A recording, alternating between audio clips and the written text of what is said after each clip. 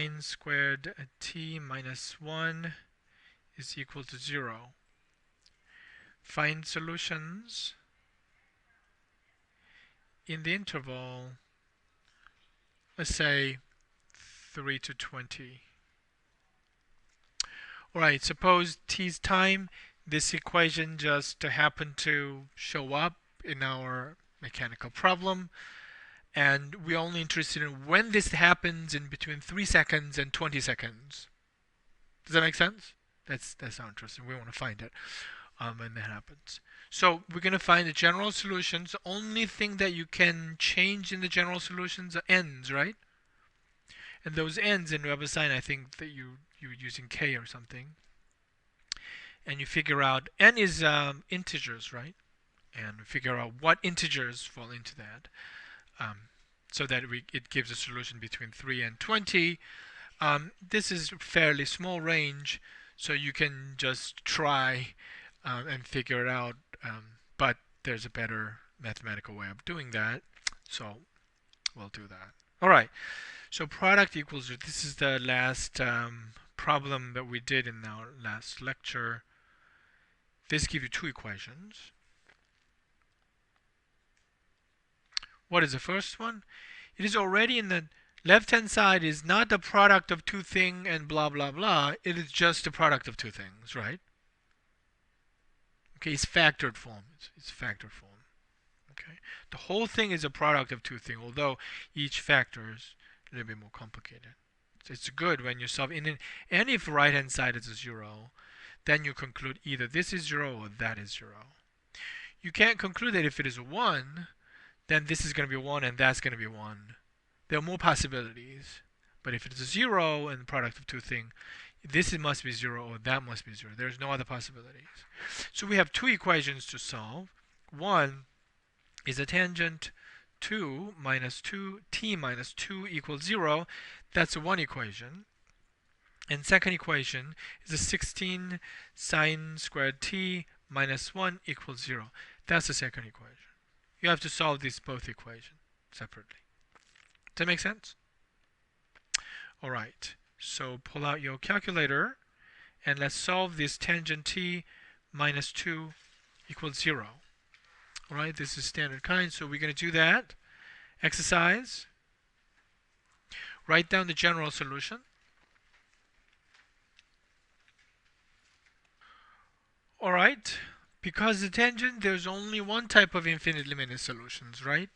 So that's that, just adding pi n. That's it, that finishes that number 1, but there's one more condition. We want to find the solution in between 3 and 20, right? Okay, that's what we're going to handle now. Everything must be in that form, so here is a condition. We want this solution 1.1071 plus pi n is in between and what number? 3 and 20. This is the inequality solved for which variable? We want to solve this inequality for which variable? N. We want to figure out which n gives this value, correct? That's what we want to do. Alright, when you solve inequality, you can add and subtract at either side, but when you multiply and divide, you have to be careful. Remember that part?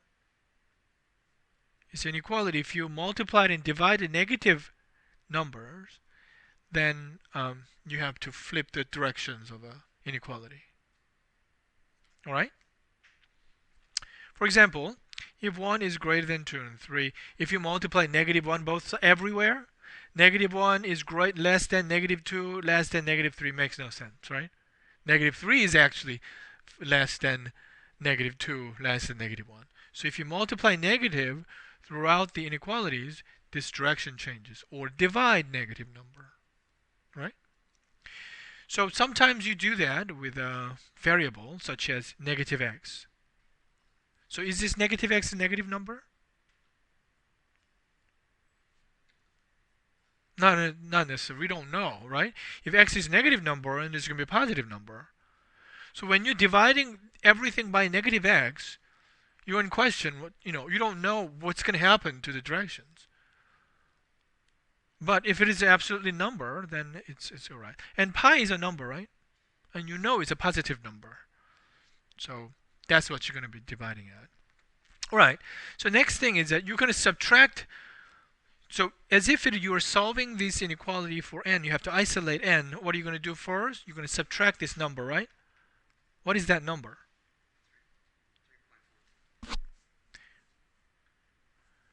Think about this. This is an equation. 3 equals 1.1071 plus pi n. What is the first thing you're going to do? You're going to subtract what number? 1.1071. Here, everywhere the same, right? Here, 20 minus 1.1071. I did it. Okay, but what nice thing happens in the middle? Just left with the pi. That's why we're subtracting this particular number. Inside is more isolated. N is a lot simpler. You just have to get rid of pi, right? Isn't that right? Yeah, so how do you do that? If this were equations, you're going to divide everything by pi, and pi is a positive number. Therefore, this direction, less than, stays the same. Right? If it were a negative number, you have to kind of swap both sides, left-hand side and right-hand side, and swap it around. All right, now we have n. Finally, n must be integers, right? And what kind of number is that? 20 minus 1.1071 divided by pi. And here, 3 minus 1.1071 divided by pi. Whatever that number is, right? So I'm going to pause the video and calculate this number. Make sure you use a parenthesis. My calculator skill got better, and I was able to fairly quicker than 2 months ago. But here is the situation. N must be in these two numbers, right? And what kind of number n is supposed to be? Integers. So what do you see? N must be what number? Smallest n that can fit in here is 1. 1 is the smallest integer that is greater than 0.0625. Don't you think? What if this were negative 0.0625? What is the smallest integer fit in here? Think about number line. Here is your negative 0.006. Where's the next integer to the right?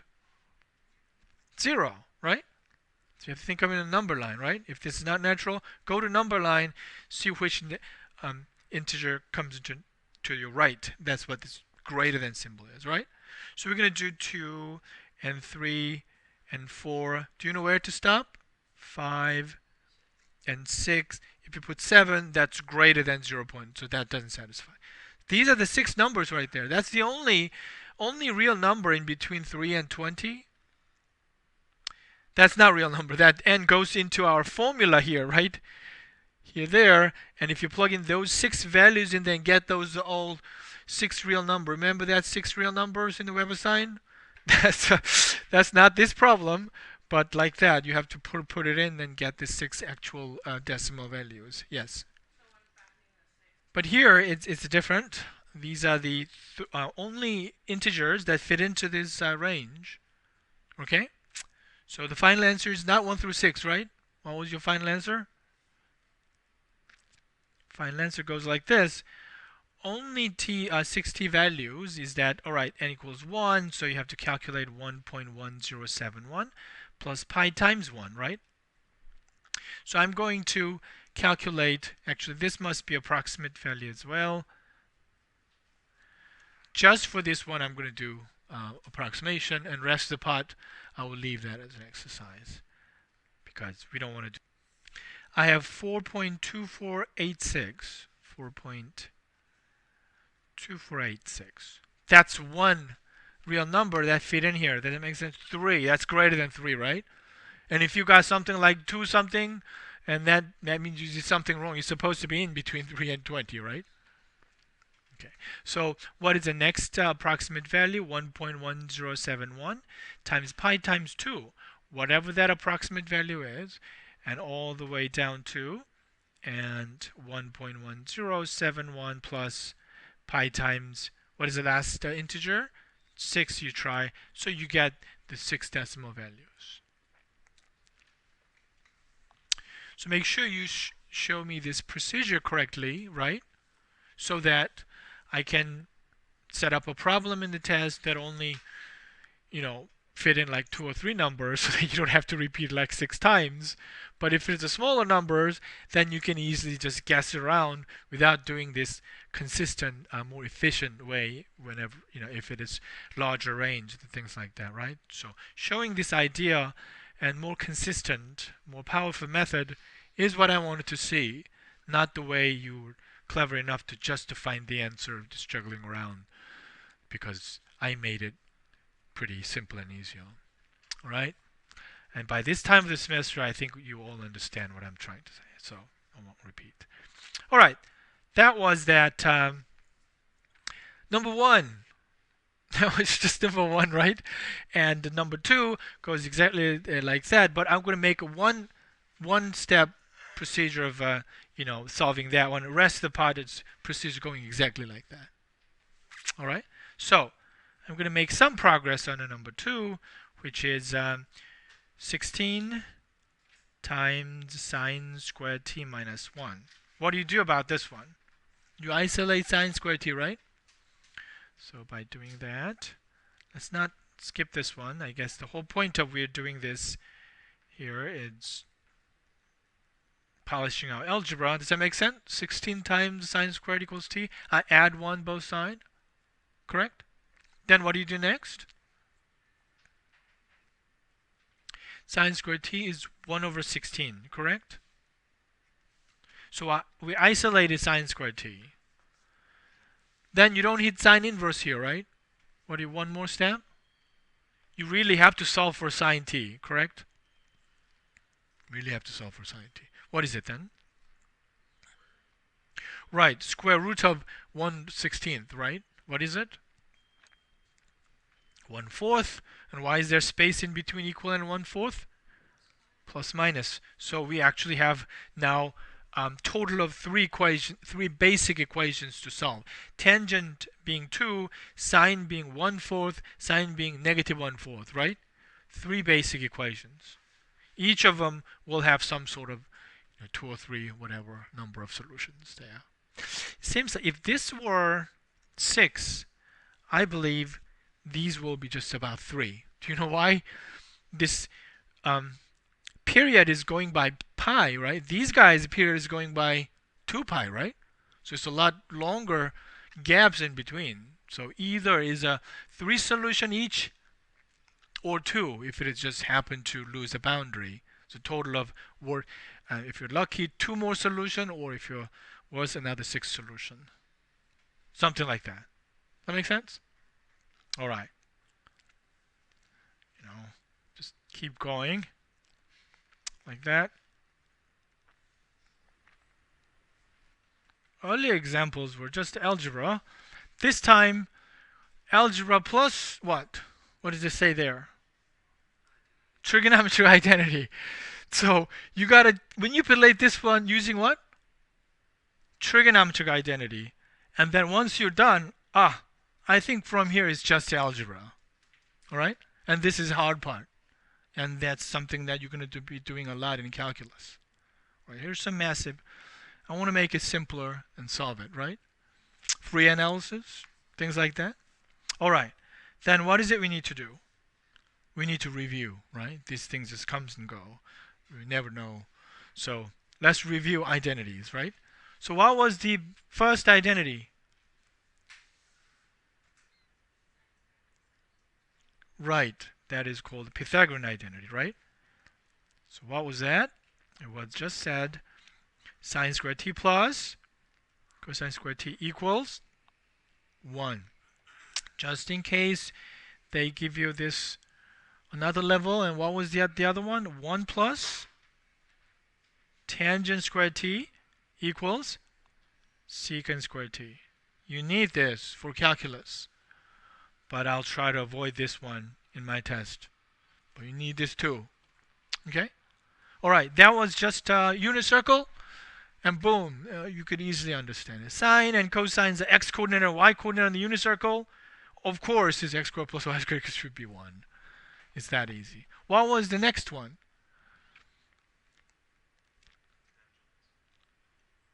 What was next level of identity?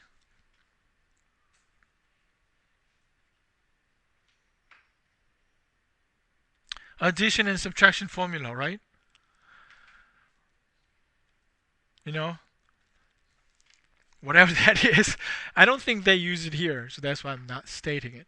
But there is this fundamental, if you finish this course and walking down the street in the summer and some guy in the street grabs you and what is the addition and subtraction formula? You should be able to just, this is it, and you just pop it out right there.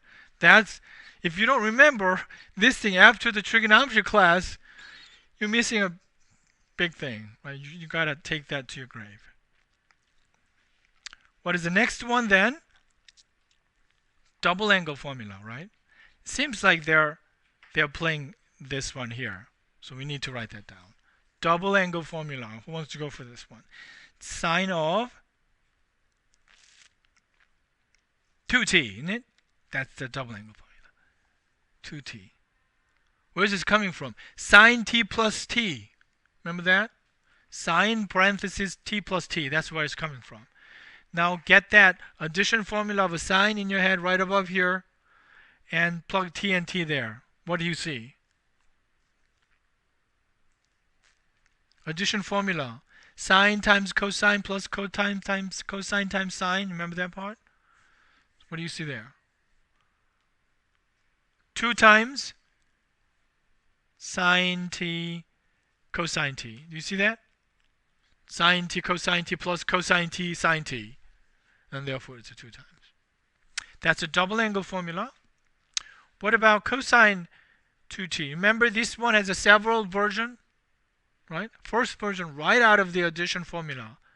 So have your addition formula in your head of cosine. Cosine, cosine, minus sine, sine. Is that right? Does that help? That's cosine. So what do you see?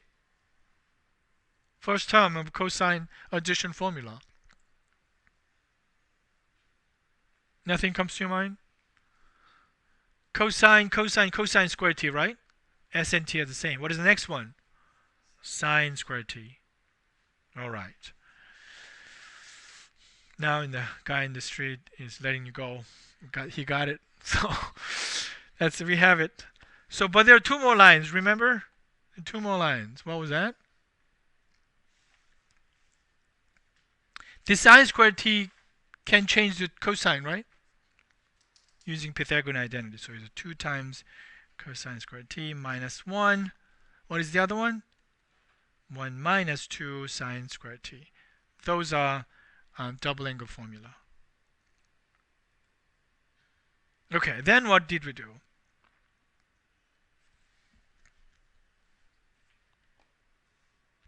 Power lowering formula. That's what we do next. Power lowering formula. That was about square power, right? Sine squared t. If I have sine squared t, what is it I'm going to do? Cosine squared t, what am I going to do? Those things, right? Who remembers sine squared t? It's a free analysis, right? Sum of pure sum. What is the first pure one? 1/2. There was 1/2. What was the next pure wave? Negative or positive? Negative. 1/2. Cosine, that's right. What happened inside of here? 2t. It's 2t. That's the half angle formula. It is actually related to this one. That's a 2t. Cosine squared t looks a lot like this one, right? What was it? 1/2 is the first pure wave, and next one plus 1/2. What happened to cosine t this time? Stays, right? It's the same. Nothing happens to cosine t. So that's the power lowering formula. All right? It seems like they're pushing the further with one more identity that it just came and go really quickly. Is this the sine a t plus b times cosine t. Whenever you have this one, you can put it into a single sine wave. There was this, whatever the k that you pull out, and you can put it into this form, sine plus t there, and plus phi that coming from, I'm not going to write down all that, but there is this thing. There is a way to put these two curves together. A times sine t plus b times cosine t into a single wave like this with a phase shift. Alright? When we get to that, and we're going to review how do we calculate that k and how do we calculate that v. We're going back to circle and things like that. We let this one x0, remember that part? x0, we let that one y0. We went to the circle and put that x0, y0 wherever there it is in the xy coordinate, and then phi was, that was the phi right there, right? And then k is the radius of that one we're looking at. That was a summary. If you put that x0, y0 over there, and you can turn that x0, y0 into trigonometric value in here, then addition formula shows up, and you can pull it back to this one in here. Alright, those seems like the identities and some of the things that we did and that show up in this trigonometry equation. Alright, first one like this. Let's stare at it and think about which one to use.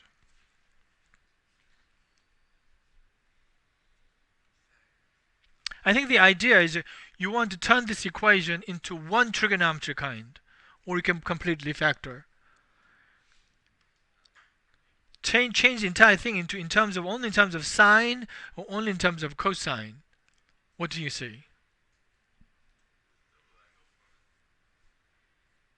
Double angle formula. I don't see 2t. If it is sine t, then this is going to change to cosine 2t, right? Then cosine, sine t and cosine t are two different things. I want to change the one term, only in terms of cosine, only in terms of sine, so that I can substitute that with a and do the quadratic equation. Remember that part? What are you going to do?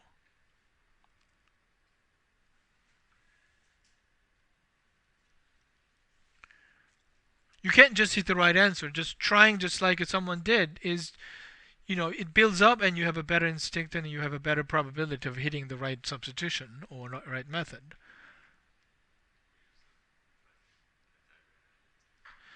Somebody said Pythagorean identity. So which Pythagorean identity here, sine squared to cosine squared to, that changes cosine to sine, and I see the cosine squared to. So it seems like a good idea, don't you think? So look at this cosine Pythagorean identity here, and how are you going to isolate? Which one are you going to isolate? Pythagorean identity. What we see here is a cosine squared, right? So if you isolate this cosine squared, then that's going to change to sine. Does that make sense? So here's a cosine squared t is going to be what?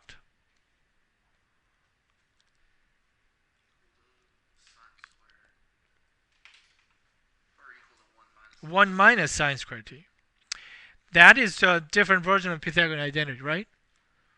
So let's think about it once again. Why are we talking about this? Because I'm going to substitute that cosine square part with 1 minus sine squared, and everything is in terms of sine t.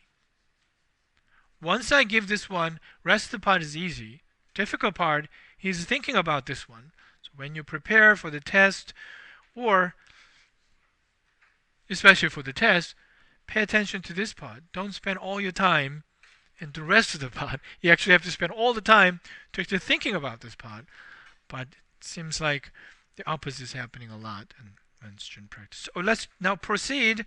1 plus sine t is 2 times what? Cosine squared t, right? But that can be substituted by 1 minus. Make sure you put the parentheses. Just remember that if you don't put the parentheses, it drives the grader crazy when they grade, right? So got to put the parentheses. All right. Does it look like equation that is entirely in one kind, sine t, right? because sine squared, sine t entire quantity squared. All right, so expand 2 minus 2 times the sine squared t. What is the next thing? Move everything to one side and change it to a quadratic type, right? So we're going to add the 2 sine squared t. And here's the 2 sine squared t on left-hand side. Sine t stays there. What do you see as a constant term? Do you see constant term? So I'm going to clear everything inside the right-hand side. What do you see as a constant part there? Negative.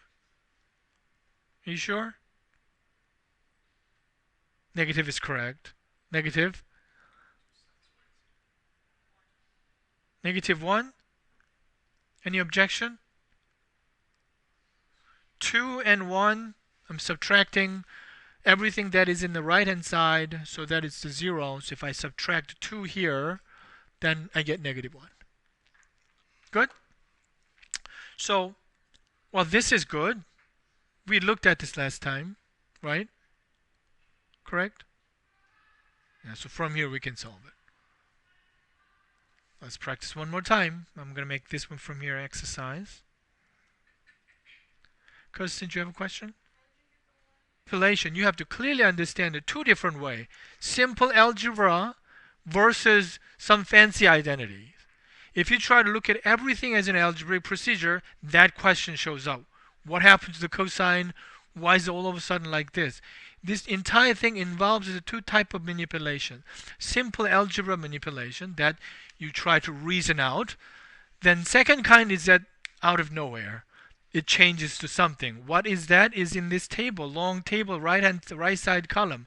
One of this thing kick in and change that, and that is not algebra, right? And this came from a lot more complicated distance formula geometry. So when you understand this one, is mingled together. Sometimes algebra, sometimes trigonometric identity kick in, right? So if you understand the two parts and have to identify it in each step, which one is simple algebra and where is the trigonometric identity kick in. So going from the very first step to the next step, there is identity. The rest of the part is a simple algebra, right? Make sense? Maybe when you write down, from now on, when I'm going to write down, I'm going to identify it here by some identity. So you know, when you're reviewing, that's not simple algebra. He's just pulling out this thing from the book of identities. All right? So we got here. That's our goal. We got to this equation that we can handle. So let's solve it. That's your exercise here. Let's go and finish it. This is a question about, this is an important question. This is about this one. Why is this one is neglected in here? If you put it in there, is it still correct? But if you drop it, it's still correct. It's a very special case. So I'm looking at this point over here. That sine value is the same as that sine value. Why is that? Can somebody explain the sine value of that angle there is the same as the sine value of that angle right there? Because they have same y coordinate. Y coordinate is a sine value. So although it's a two different angle distinguished on the unit circle, they have the same sine value. Calculator doesn't give you this. Calculator only gives you this. So you have to figure that out. However, if the point is down here, what other point do you see that has the same y coordinate? That is it. There's no other. That was the case, -1. That was the two special case. Down there, -1. Up there, +1. You don't have any other thing that you have to figure out. Normally, you have to figure out the other one. For the case of a sine and cosine, both cases, right? But this extreme cases here, those two possibility becomes one. If you look at it as a continuous relationship between these two solutions. If you go up there, these two distinct solutions now become only one. Go down there, two distinct solutions we have to identify to enter general solutions becomes actually one. Or double roots or multiple roots is just like in a quadratic equation. That's the same kind of phenomenon. So if you just do the same thing we've been doing, then it generates this one, right? And I'm claiming that numbers you get of here is already in there. So therefore, you don't have to repeat it. In general, these two kind never overlap. So you have to distinguish it like this. But just in case 1 and -1, these two cases you get from our method happen to coincide. Therefore, you don't have to include it in the last line. This is all confusing. Then list them all. Then it's a perfectly correct answer. But if you just wanted to, I don't know. Okay, so and then you say 3 lines. You see that? Cosine is x-coordinate. If I have this one here, where's the same point with the x-coordinate? Down there, right? But do you see that one point on the unit circle? It doesn't have that twin. It doesn't have that pair. Far to the right, far to the left. If you're looking at cosine t equals 1, cosine t equals -1, when you write down the same thing that you've been doing, and in your mind you know it's actually redundant. But all the other cases not. Make sense?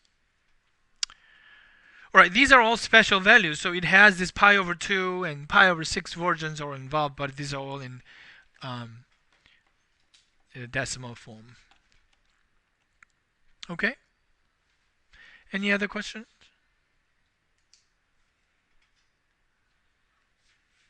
Well, let's recap. And what we have just is long procedure, although it's not difficult. It's long procedure. It's easy to get lost and what is it you're supposed to be doing. This is our original question. 1 plus sine t equals 2 times cosine squared t, right? What is the first thing we did? Not algebra, right? We use Pythagorean identity, trig identity, and then begin to do algebra and enter quadratic type and using the method that we did it before. That identity part is additional to today's problem. Okay?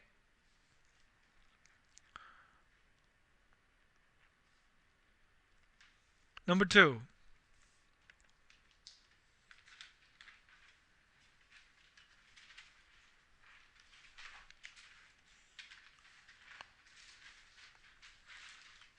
All right. Hope you can read it. Solve the equation sine 2 theta minus cosine theta equals 0. The identity is gone, but do you think it's better to apply identity first or algebra first? Let's make that decision. There are two things you do in there, right? Identity or algebra. What are we doing, right? That's what we're doing. So if it is algebra, what do you see in there?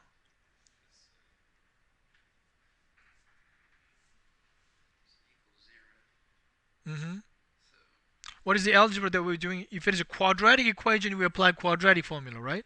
Or can you manipulate this one so that sine theta equals A or cosine theta equals B? Or can you completely factor this one out so that first factor equals 0 and second factor equals 0?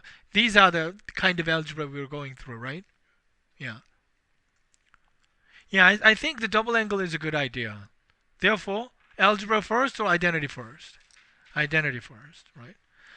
I'm not saying this is the only way, but it's probably one of the shortest way of doing this problem. All right? So, let's not look at the identity. And somebody already said that, but let's ignore that and just think about again. What identity are we going to use?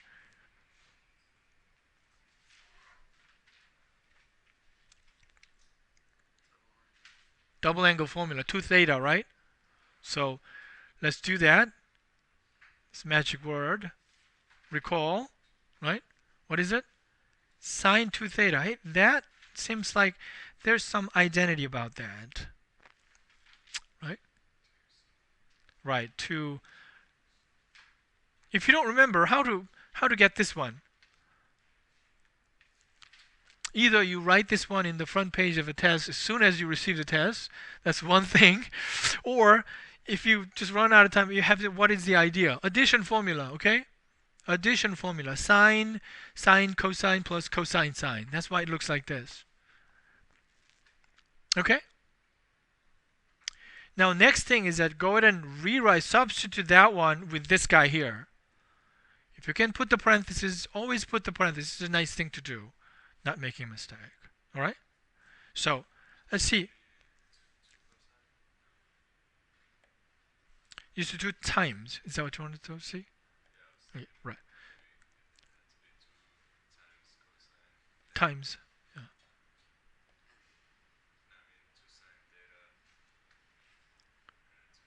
I think you're trying to factor this too quickly. But let's just do one step at a time. So, it's your exercise. Once you go ahead and replace that sine 2 theta with this identity, and make sure you tag it by identity so that you understand if it is algebra step or identity step, okay? Once you enter that, you might recognize, hey, that's the one of the problem we did last time, so apply it. So it's your exercise, all right? Finish it.